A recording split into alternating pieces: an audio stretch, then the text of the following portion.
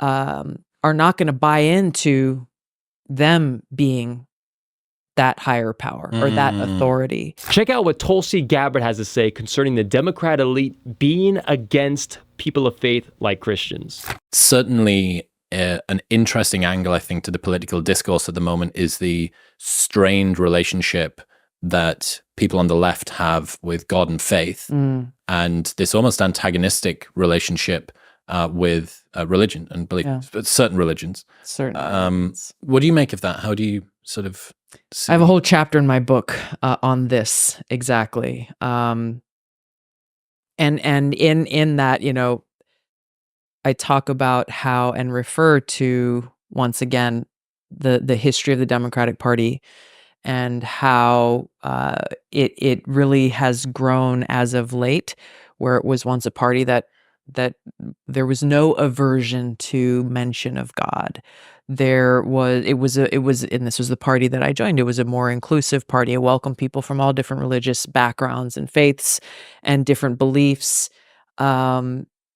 To now fast forward to, and it was something that happened over time. I mean, Jimmy Carter was an evangelical Christian, and even when he was elected president, there were some people around him who were just like, oh, I don't know if this is like too much.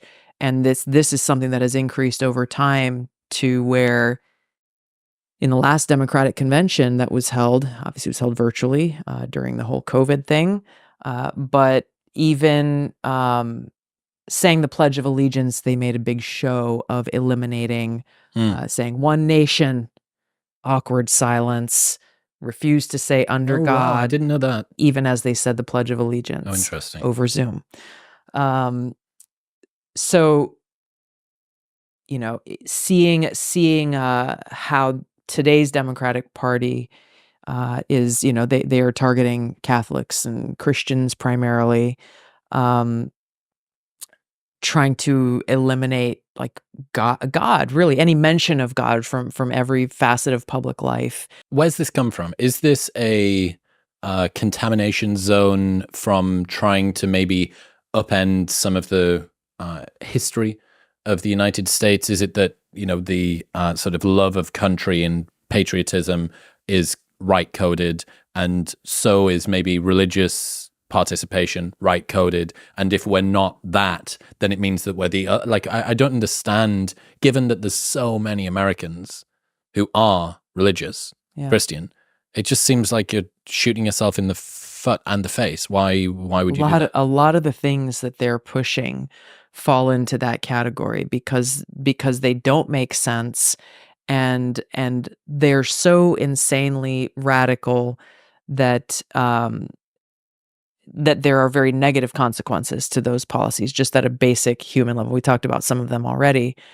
You know, ultimately at its heart, and again, I don't find any logic or rationale to the actual reasonings that they're giving, but at its heart, when you have a party that is controlled by people who don't believe in objective truth, that there are, for example, that there are biological differences between men and women, that they want to be the authority that tells us what is true and what is not true.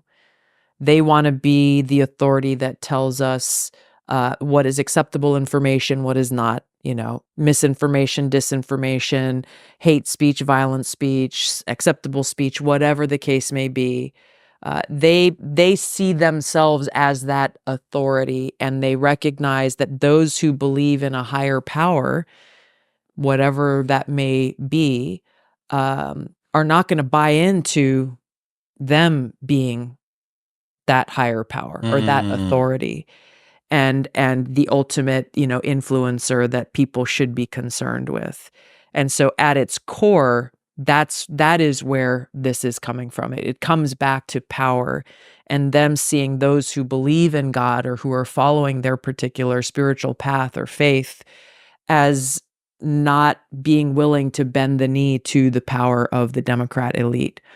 and the positions that they hold in our government. The most dangerous thing to a totalitarian type government are the people of God. Because you got to think, if you're trying to control the masses and the masses are not given their full allegiance to you, then it's a danger. And you got to think, who is behind the scenes that wants the Democrats to control the world? Well, of course, it's the father of lies. It's the one who's trying to usurp authority from the Lord Jesus Christ. It's the devil himself. And when you got something like a Christian who is paying their taxes and doing good and helping their community, yet their allegiance is to Jesus first and then to the country, that's a dangerous liability there. Whether it's a dictator or a corrupt president, I mean, that is dangerous right there when you got people in your borders that are serving a higher power than yourself. And the irony of it all is this: Christians, true Christians, are the best citizens for any society. When you're a true Christian, I mean, what are you going to do? You're going to help the poor, you're going to give your money, you're going to obey the law, you're going to obey authority, like you're going to love those around you. I mean, you're not going to go steal and kill and murder and try to cause a rebellion. A true Christian is the best citizen for any type of nation on the earth. And the irony is this: if you're trying to control the people and your people are worshiping the true God,